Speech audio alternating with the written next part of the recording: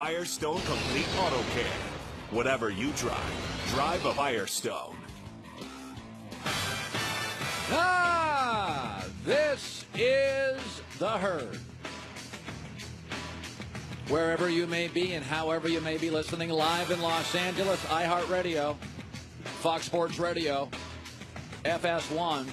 In about 5 minutes, where Colin was right, where Colin was wrong, even less than that. Can I just say this? So I'm watching the playoffs this weekend. And we all kind of knew this, but it is so obvious that when I watch the Eastern Conference, it's like a really, really bad movie. I just hope has a great finish to salvage it.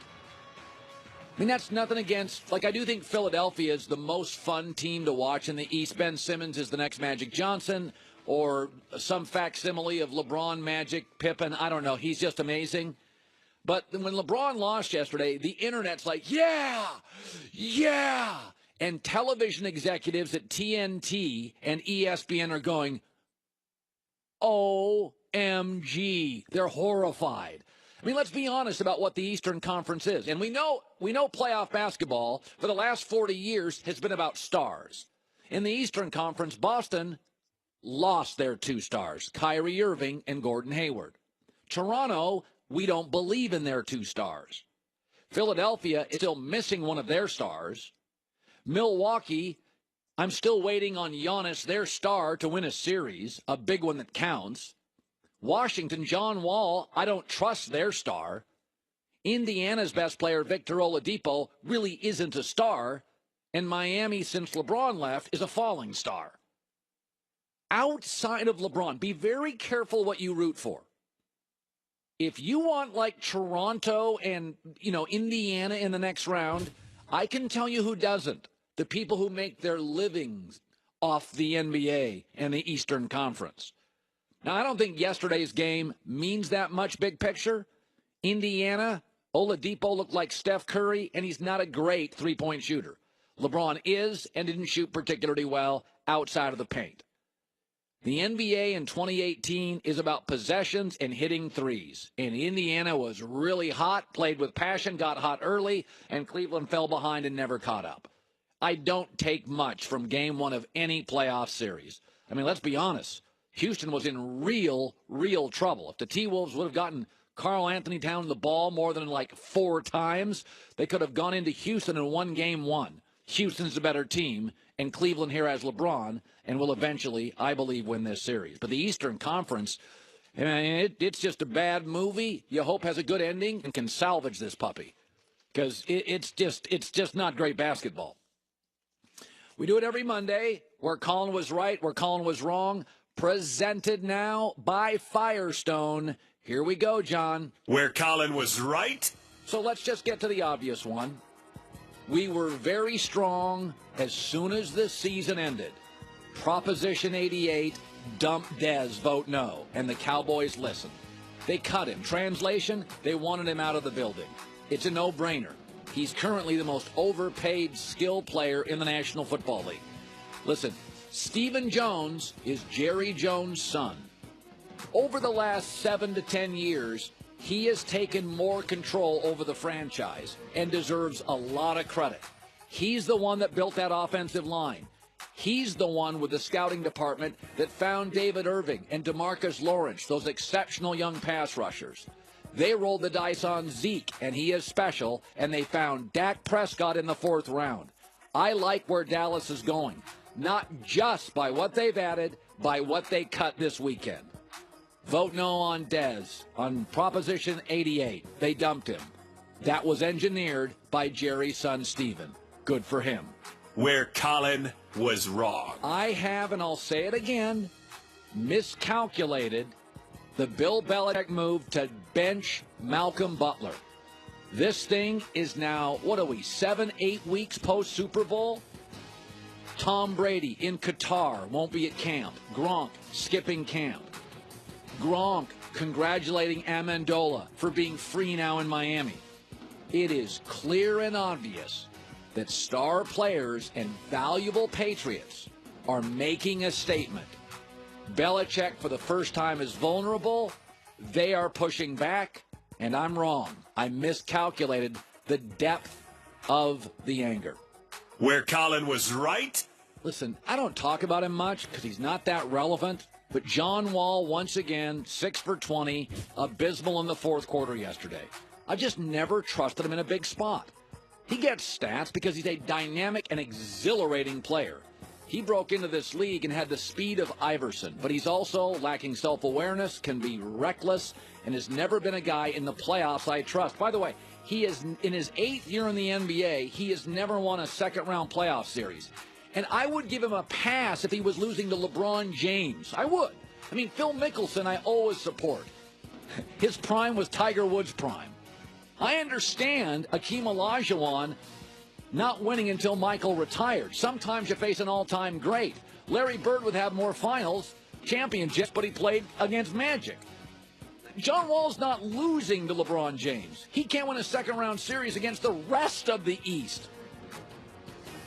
Where Colin was wrong. I'm not a big believer in putting trust into rookies in the playoffs. But we have so many good young players in the NBA. That's why the ratings are up for the NBA. The content's exceptional. Jason Tatum yesterday was so clever offensively. Donovan Mitchell, he's the best player Utah has. He led them to 45 wins, and they were in that game pretty much all along against Oklahoma City. And listen, I said when Ben Simmons came out, you have to draft him number 1. They just don't make players like that. He is better than I thought. He is already, Ben Simmons, a really high-level defender, which is unheard of in the NBA. Guys come in and score, but LeBron wasn't a great defensive player. It takes you a long time to become a two-way player in this league, and Ben Simmons is already a dominating two-way player. Where Colin was right? Everybody tell me all year Paul George is peaked. And I've said, no. Paul George is still one of the top 3 two-way players in this league. Yesterday's a great example. It is hard to play with Westbrook. Westbrook, yesterday, the 9 minutes he was out, Paul George had 16 points. Listen, don't sell your Paul George stock. He is a 22, 23-point-a-game guy and a good defensive player, but he needs touches. He needs rhythm. This is why Kevin Durant's in Golden State. Kevin Durant was great with Westbrook, but he's great without him and much more efficient. Watch Paul George's efficiency numbers rise if he played with somebody like, say, Lonzo Ball. Where Colin was wrong. Listen, I picked Golden State to beat San Antonio. But they were not only losing at the end of the year, they weren't efficient. They were clunky. And yesterday, over the weekend, I mean, that was much easier than I thought against San Antonio. Again, I picked Golden State to win in 6, but I thought it would be an ugly 6. Yesterday, they were ridiculously efficient. They shot 45% on threes. And again, I always trust dynasties to flip it, but their ability to go from inefficient to efficient, and this game was never really in doubt. I didn't suspect that would happen. Where Colin was right? Oh, so Giannis couldn't beat Boston that was missing Gordon Hayward, that was missing Kyrie Irving, and was missing a valuable bench piece, Marcus Smart. And then he melts down in overtime. God, this reminds me of Blake Griffin. Oh, he's going to wreck the league. You'll never be able to stop him. Giannis scores points. Giannis is a remarkable young basketball talent. But if he can't beat that Boston team yesterday, they're missing Hayward. They're missing Kyrie. Marcus Smart's their best defensive guard off the bench. If you can't beat that team now in your 5th year, because you're not going to beat Boston next year when they're healthy, and who knows what LeBron does, and you're not going to beat Philadelphia because Ben Simmons is better than you are. Like, I'm sorry, I like Giannis, but you just keep telling me he's going to dominate this and dominate that. You can't beat this Celtic team. You're never beating this Celtic team. Where Colin was wrong. Not really, but I'll be a good sport. Anthony Davis, year 6, finally won a playoff game. And by the way, I thought Portland would win this series and I didn't think it would be that competitive. Anthony Davis, tremendous on the offensive end. Maybe even more tremendous on the defensive end. It's not that I don't like him, but people told me he was going to own the league. He doesn't own the Southwest Division. The Houston Rockets do. But I'll be a good sport. Tip of the cap. Congrats. And he was absolutely fantastic. Colin Right, Colin Wrong, presented by our friends at Firestone. Brian Cox is outspoken. Can't wait to hear from him. That's coming up around the corner. It's been a long time coming, but it's finally happened. For years, I would wear Tommy John underwear, and my wife would say, why don't they make a woman's brand? And then I called them and I asked them, and they said, not yet. We're not ready. Not yet. Well, now they officially are. Women's underwear, I've been told, this is what the script says, is just as bad, if not worse an experience than men's underwear. But not with Tommy John. They use luxuriously soft fabrics. I've never been somebody who wore it. Now I wear it to bed, and I'm wearing it now. From socks, underwear, to their tees. Classic, never shrinks, no edgies, none of the bacon neck. It's underwear like nothing else. Nothing is comparable in the country. That's why I wear it, and the only kind I wear, and I really do.